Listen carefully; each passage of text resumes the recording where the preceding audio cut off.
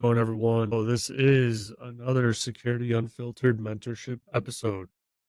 So I apologize. The last time that I posted one of these was the end of March, apparently. I thought it was April, but I guess not. But again, I want to start actually posting these more regularly, but I want to be providing you content that makes sense, that works, that provides value, right? So the whole purpose of this podcast is to provide you value and kind of share what I've learned along the way, right? So I'll try and do a better job of posting these mentorship episodes more regularly, but again, you know I want to make sure that they're providing you some sort of value rather than me just talking or trying to cobble some things together just to release an episode. That doesn't really work with how my mind works. So today I actually want to talk about changing your mentality, right? So we talk about, envisioning your future. What do you want your life to look like at the end of your life while you're, in your 20s, your 30s, your 40s even, right? What do you want retirement to look like? Do you want it to look like someone that's able to travel the world, buy the sports car that they want, do all those things, right? That they have wanted. Do you want that? Or do you want something else, right? We talk about also creating your goals based on that. And those are all, fantastic things to do. But I think to an extent, I have left out one key part. And, I'll be honest with you, it's not that I did it on purpose. It's because this happened so long ago for me, probably 15 years ago almost at this point. Maybe it is 15, maybe a little bit more, where my mentality kind of shifted. And this mentality really opened the door for me, when it came to the possibilities within my life, right? And so this episode is talking about that mentality and how I got to it and what that looks like, how you can also get to it. So when I was in high school, I kind of stumbled upon these motivational videos, right? And from time to time, still to this day, I will watch different motivational videos or motivational, compilations and whatnot, right? Just something that will charge me, right? Supercharge me, get me pumped up, get me ready, tackle whatever new challenge I have out there. I don't do it as often as I used to. When I first started, it would be, every single day minimum. Most days it would be for several hours, just going through different videos, hearing these things, right? Because what you hear, what you open your ears up to, what you open your mind up to is going to impact you many different ways, many more different ways than you would even expect.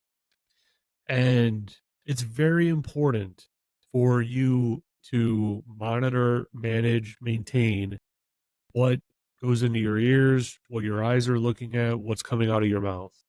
This isn't like a positive thinking video or anything like that. That isn't what this is.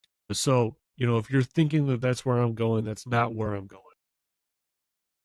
Right. So, one of the things that I heard in those motivational videos that kind of cracked my mind open to an extent was poor people say I can't afford that, and rich people or wealthy people they say how can I afford that?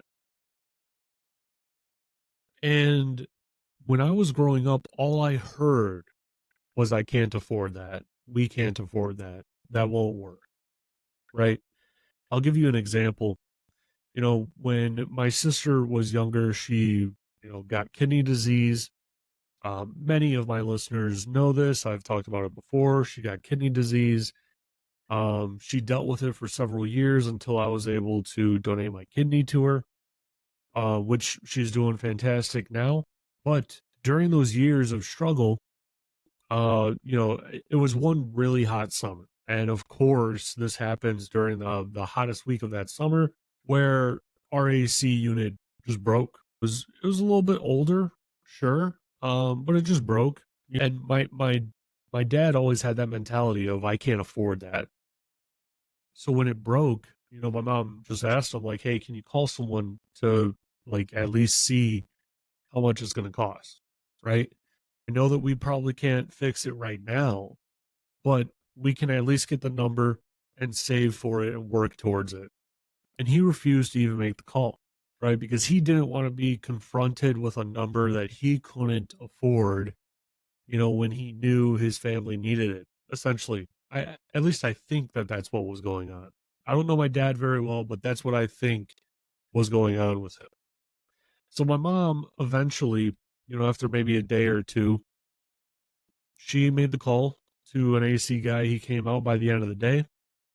And the whole importance of this AC unit is that, when my sister had kidney disease, or I guess technically she still has it, she just now has one of my kidneys. So it isn't like life threatening at this point, right?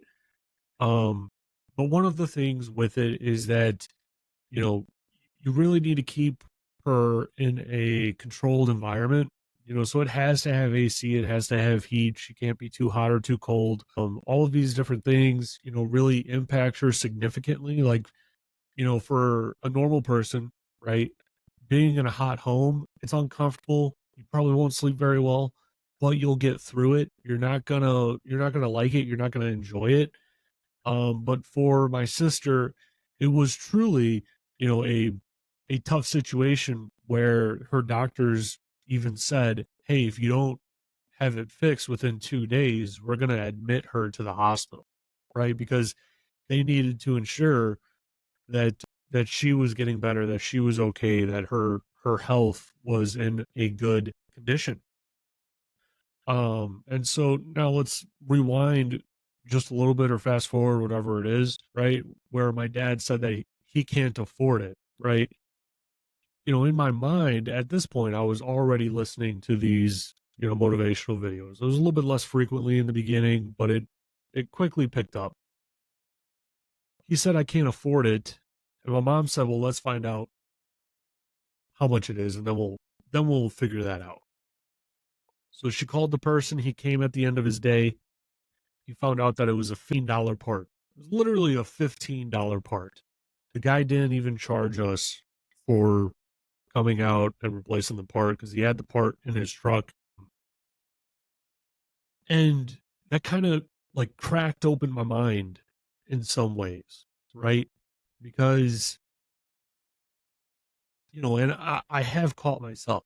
I have caught myself being nervous when I am confronted with an unknown, bill amount that I have to pay, right? A random bill, can really set off my anxiety, right? If I'm not in the right state of mind, if I'm not, kind of looking towards it or anything like that, if I feel like I'm caught off balance by it, all these different things, right? And it doesn't happen that much today. Today, I usually catch myself pretty early on and I stop that anxiety approach, that anxiety circle, early on before it continues on. That's what I'm saying. But that think that right with that broken AC really kind of opened my mind a little bit to this possibility. So when we talk about envisioning your future, envisioning your retirement, setting up goals, your mind should immediately go to, well, what do I want my future to look like? And then the next question that you should ask yourself is, how can I make this happen in my life? What can I control and what can I work on? What can I do to make this happen? Now, I'm going to tell you right now. And when you ask yourself, how can I make this happen for myself, right? There's always going to be kind of like that positive negative pull within you, right? at least in the beginning of it. And you're going to hear that negative voice say, but how? Right? How are you actually going to make this happen? How are you actually going to get that 4,000 square foot home, that 7,500 square foot home? How are you actually planning on paying for your kids' college? Right? How do you even plan on paying for your own student? Because that's a great hurdle for a lot of people. Right? You get these student loans, you got a degree, you're potentially in a career that you didn't even get your degree in. You're making the minimum payment every single month, and you have 20 years of those payments if you don't miss a single payment. That's a lot, right? So, in your mind, how am I going to take those 20 years and shrink it down into two, or shrink it down to 5 or 10 or even 15, right? How am I going to shrink that down? And if you don't have an answer right there, right then and there, when that negative voice says, but how? A lot of the times people just stop right there. It stops right there for them. And they say, yeah, that's probably not what's going to happen in my life, right?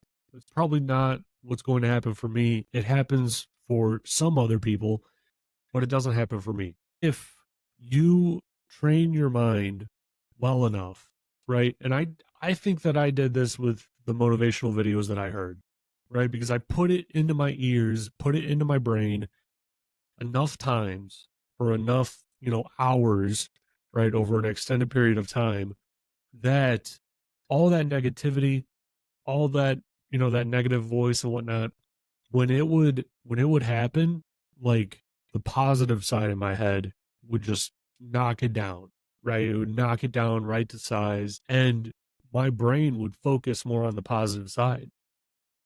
Now, there's been times when I've been negative, where I've been down in the dumps, but I give myself a certain amount of time to feel that way, to identify with the emotions, to kind of just feel it overall, and then I move on. And then I move towards working to find a solution, right? So I think that that is very important. Now, I do have a very interesting example. My brother and I have a younger brother. My brother and I, we grew up in the same home, same two parents. He experienced pretty much the exact same stuff that I experienced. He never really got into the motivational videos or anything like that, that would potentially change or alter your mindset in a positive way. He fed more into that but how, where, when it was an unknown, he didn't go and push through it. And I do have my own theories on that. I think that he was raised just a little bit differently because, for me, I was pushed constantly to do things. You feel uncomfortable out on the basketball court? Well, guess what? You got to go out there. Oh, you feel uncomfortable in the pool? Well, guess what? You got to learn how to swim, and just constantly being pushed and then pushing myself. I think it was more of pushing myself because I really do not like being pushed by other people. Um, it's really frustrating for me. I don't really know why that is, but it is what it is. And I went down a path where I looked at, the wealthy people in the world, people that I felt were wealthy, Mark Cuban and Steve Jobs, Bill Gates, all these people, right? And, you do a little bit of digging, and some of these people, or at least the majority of these people, not saying that the couple that I just named are coming from this background, but there's a lot of them that come from nothing. So, in my mind, if they came from nothing and now they're there, then what's stopping me from coming from nothing and ending up somewhere over there?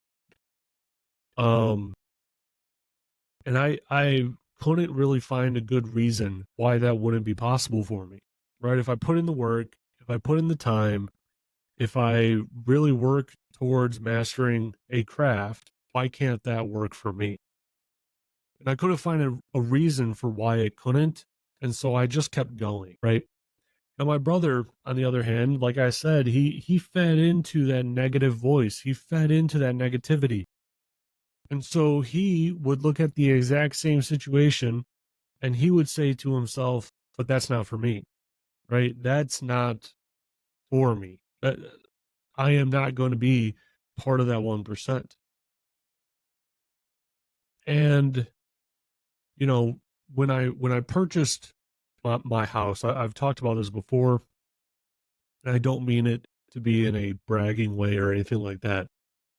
The house that I currently live in, the house that my kids are being raised in, is 3 to 4, maybe even more times the size of the house that I grew up in with my brother. When he came and saw the house, he said that he was jealous, right? He said that he wanted what I had and he wished that he could have it. My first response was, well, you can have it. You just have to put in the work. And for him, it just never gets farther than that. Because he's never retrained his mind to think a different way, to force himself to be uncomfortable, to go into an area where he doesn't know and try and succeed. And as an older brother, I obviously want the best for my younger brother.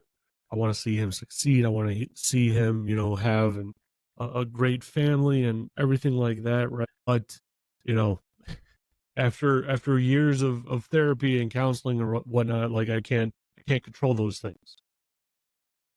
But, to fast forward to pretty recently, I was over at a friend's house and his house makes my house look tiny. Okay. That's the That's the level of wealth and success that he is at. And his daughter, about 9 or 10 years old. And she is so used to that lifestyle that she literally doesn't know anything else. She doesn't understand why people have smaller houses. She doesn't understand how that's like feasible or anything like that. She doesn't get it. And she said, you know, that she wants a house like this, right? And my friend immediately said, well, how are you going to make that happen? Do you know what it takes? And she immediately went into her plan of how she was going to make it happen. Right now, she's 9. She's 9. Of course, she can't see that far ahead or anything like that, but she is envisioning herself in a house at that caliber. And so now the drive and determination is going to get her to a place where she can actually afford it, where she can make that a reality, where maybe she can excel it or exceed it. I mean, which is it's interesting. It's a totally different way where I grew up, right? Where I kind of stumbled upon those videos that kind of cracked open my mind, right? And I heard that, I can't afford that versus how I can afford it or how can I afford that, right? I heard that in a motivational video years before I picked up Robert Kiyosaki's book where he talked about that and where that mentality, actually came from and where he started his journey from. And that's actually how he started his journey.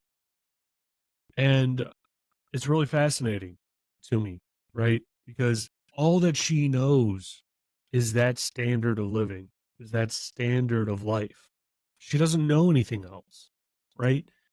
She understands she needs to put in work for it. She sees her parents working for it. And so she's already kind of calibrating and planning and thinking, how do I achieve this? What's the steps that I need to take? I need to graduate grade school. I need to go to a good high school. I need to do good in high school. I need to go to a good college. I need to get a degree.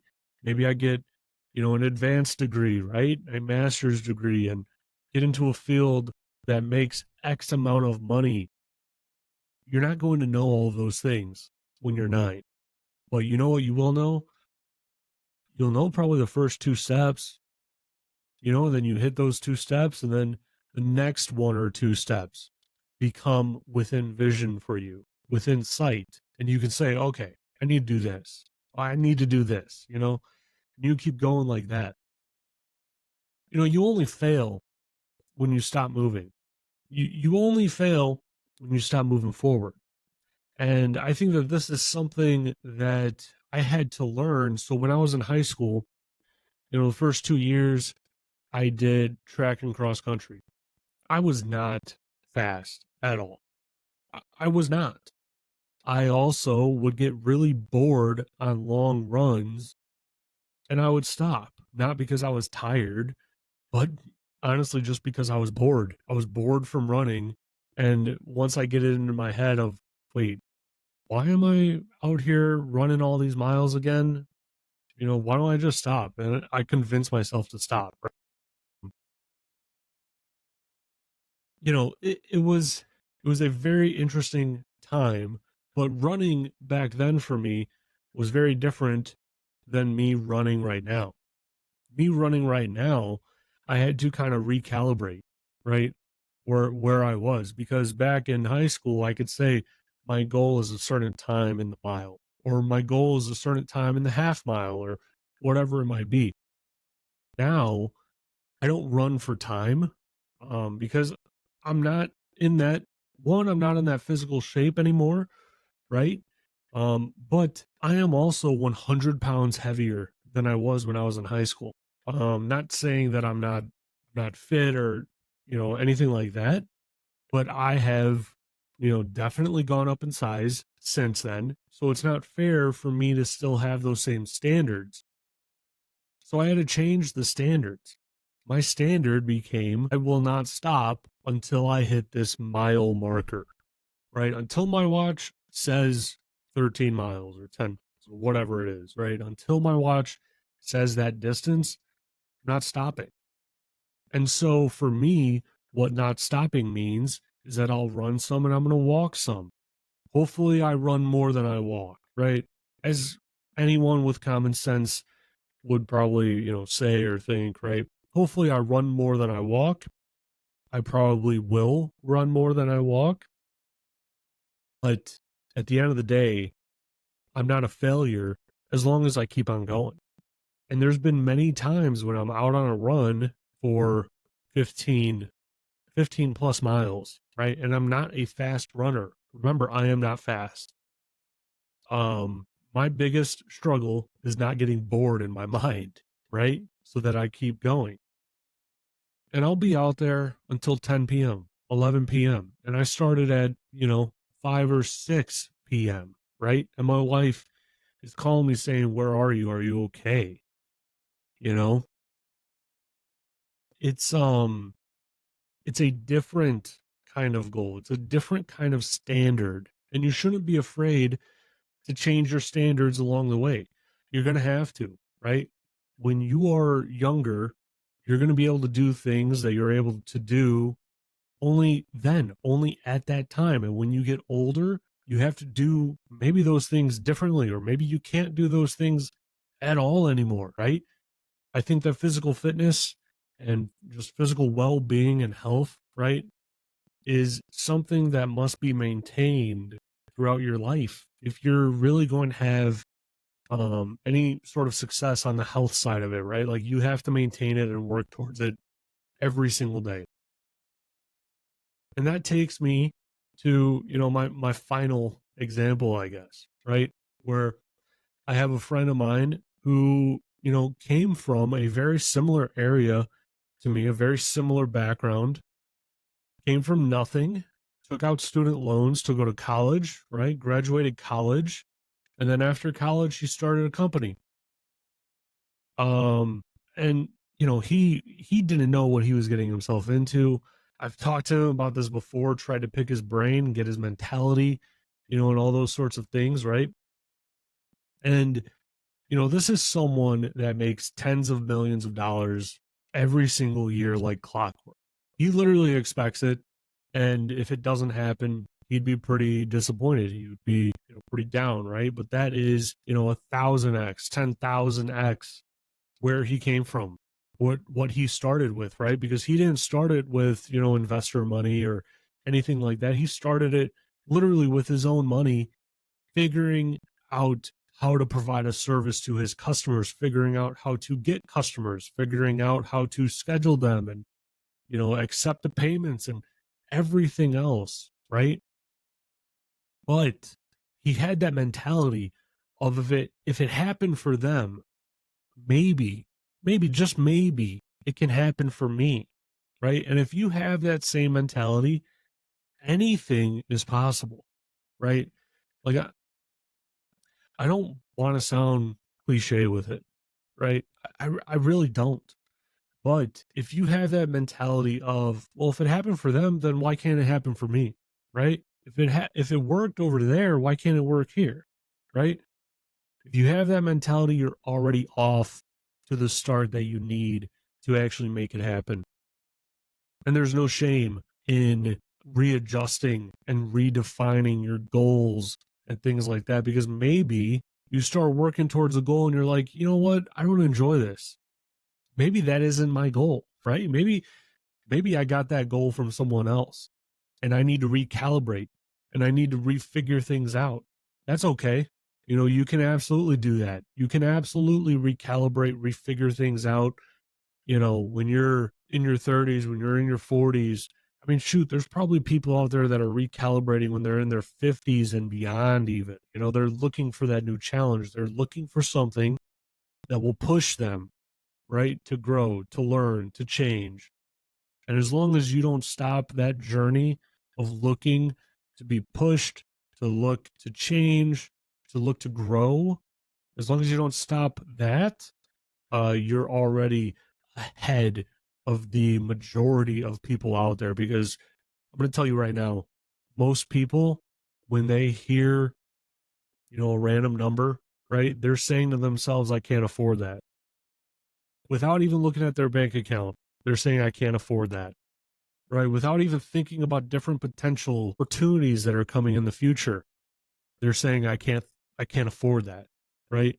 Where you can be that difference maker. You can say, well, how can I afford that? How can I pay for my kids' college? What would I have to do to actually achieve that? If that's my goal, then what do I need to do to actually achieve it? What what kind of house do I want? My wife and I, right, when we were looking to build or buy a home, we drove around and we saw all the different kinds of houses, the different living standards in different neighborhoods, and we narrowed it down, just by that. Like, hey, I don't like these houses, it doesn't line up with our goals and things like that, right? These houses are smaller, these houses are too big, and dial it in like that, right? You have to see it, you have to envision it, and then from there you start working out, well, what would it take?